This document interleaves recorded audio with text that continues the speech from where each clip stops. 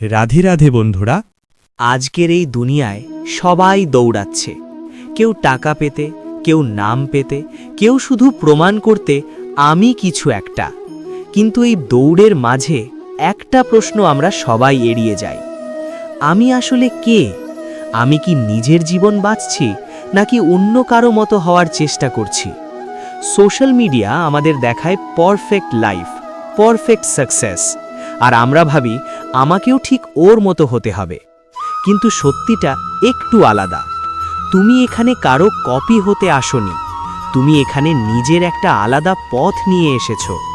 আর যদি তুমি সেই পথটা না খুঁজে পাও, তাহলে যতই সফল হও, ভেতরে একটা শূন্যতা থেকেই যাবে। স্বাগতম ঔর ডিপে, যেখানে আমরা খুঁজে বের করি জীবনের গভীর সত্যগুলো। আর আজকের এই গল্পটা তোমার চিন্তাধারা বদলে দিতে পারে, কারণ এখন আমরা কথা বলবো এমন একটা সত্য নিয়ে যা হয়তো তুমি এতদিন ভুলভাবে বুঝে এসেছো। আর ঠিক এখান থেকেই শুরু হয় আমাদের যাত্রা।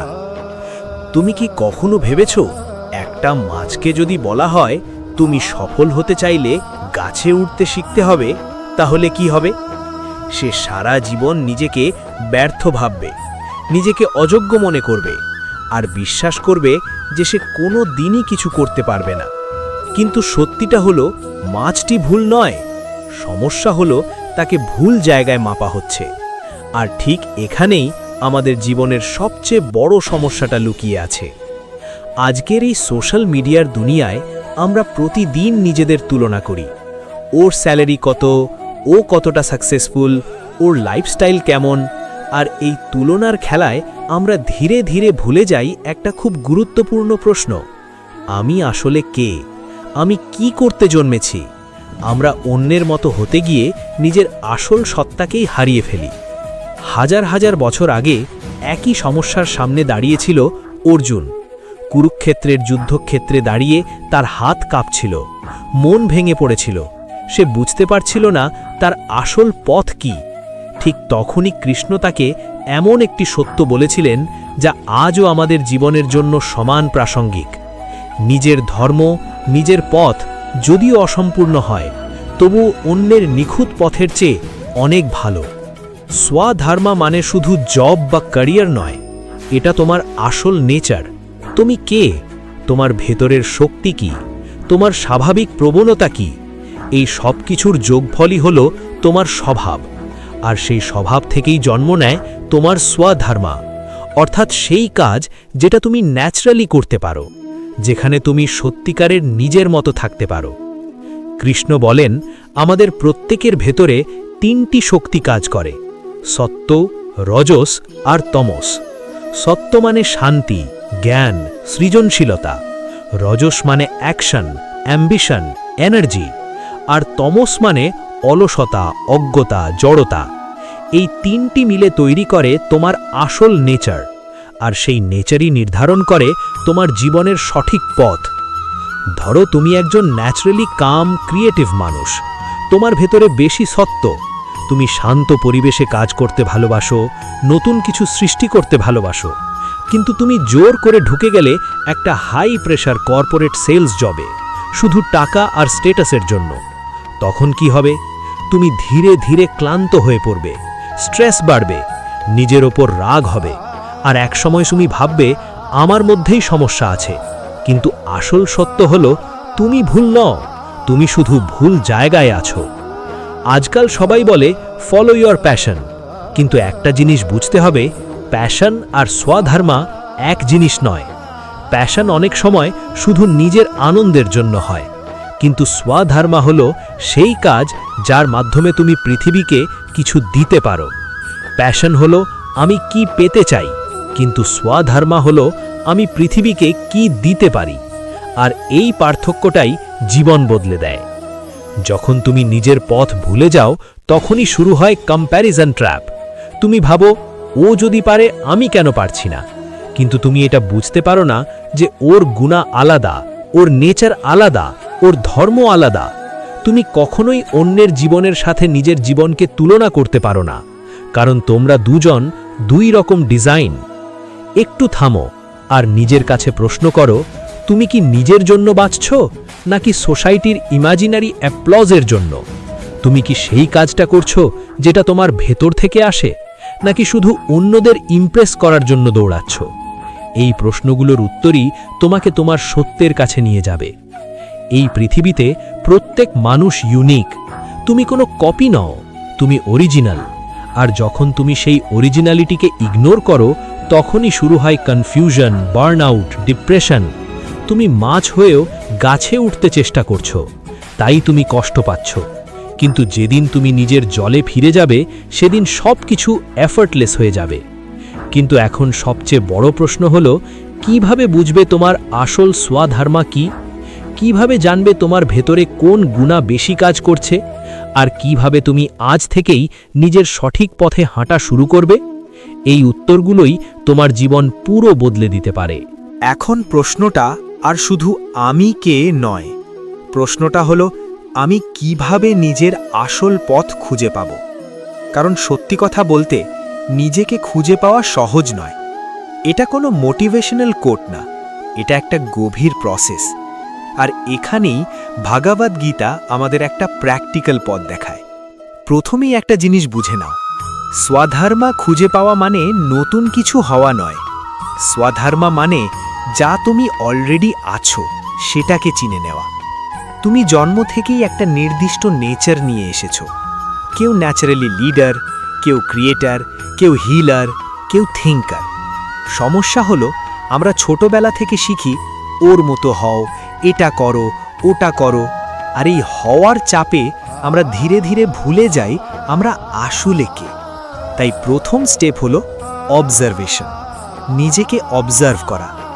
একটু চুপ করে বসো, নিজেকে জাজ না করে দেখো কোন কাজ করতে গেলে তুমি টাইম ভুলে যাও, কোন কাজ করলে তোমার ভিতরে শান্তি আসে, চাপ নয়, কোন কাজ তোমাকে ন্যাচারালি টানে ইভেন যখন কেউ দেখছে না। এই উত্তরগুলোই তোমাকে তোমার স্বধর্মার দিকে নিয়ে যাবে। দ্বিতীয় স্টেপ, এনার্জি চেক। তোমার শক্তির ধরন বুঝো। দিনের শেষে তুমি কেমন ফিল করো? কিছু কাজ আছে যেগুলো করার পর তুমি ড্রেইনড হয়ে যাও, আবার কিছু কাজ আছে যেগুলো করার পর তুমি এনার্জাইজড হয়ে যাও। এটাই ক্লু।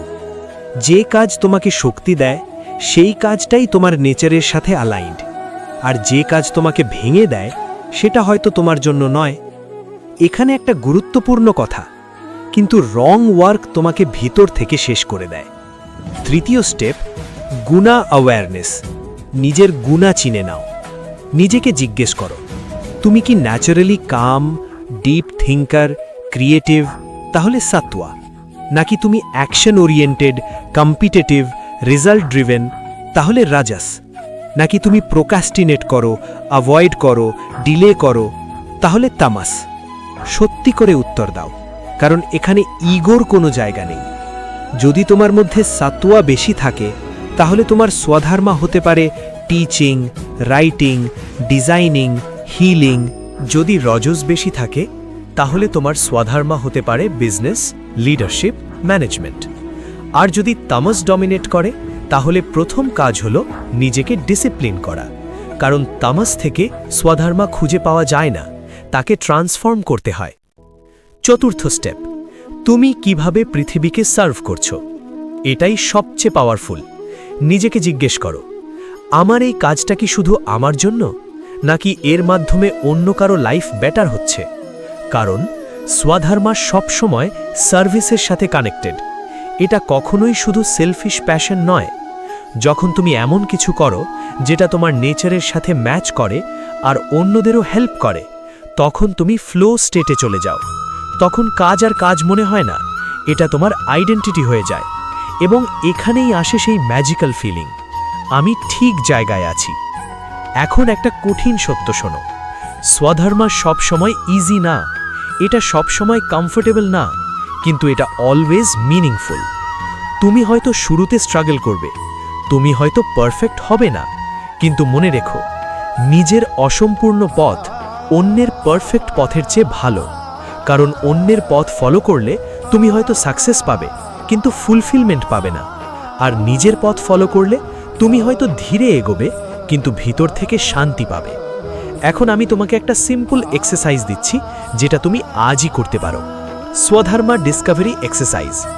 একটা কাগজ নাও আর 3টে কলাম বানাও।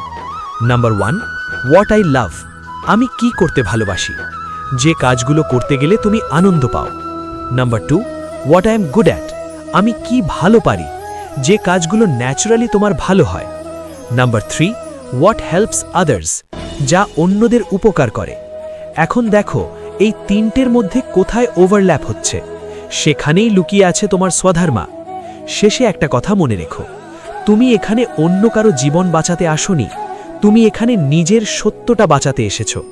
তুমি যদি নিজের পথে না চলো তাহলে এই পৃথিবী একটা ইউনিক গিফট থেকে বঞ্চিত হবে। তাই আজ থেকেই ছোট ছোট স্টেপ নাও, নিজের দিকে ফিরে যাও, কারণ যখন তুমি নিজের মতো হয়ে ওঠো তখনই তুমি সত্যিকারের সফল হও। এটাই তোমার পথ, এটাই তোমার স্বধর্মা। এই যাত্রার শেষে হয়তো তুমি বুঝতে পেরেছ, তুমি অন্য কারো মতো হওয়ার জন্য জন্মাওনি, তুমি নিজের একটা আলাদা পথ নিয়ে এসেছো। জীবনে হয়তো কনফিউশন থাকবে, কম্প্যারিজন আসবে, কিন্তু মনে রেখো, নিজের পথ যতই কঠিন হোক সেটাই তোমাকে সত্যিকারের শান্তি দেবে। ভগবদ্ গীতায় বলা হয়েছে, শ্রেয়ান স্বধর্ম বিগুণাঃ পরধর্মাৎ স্বনুষ্ঠিতাৎ, মানে নিজের পথ অসম্পূর্ণ হলেও ভালো, অন্যের নিখুঁত পথ কখনো তোমার নয়।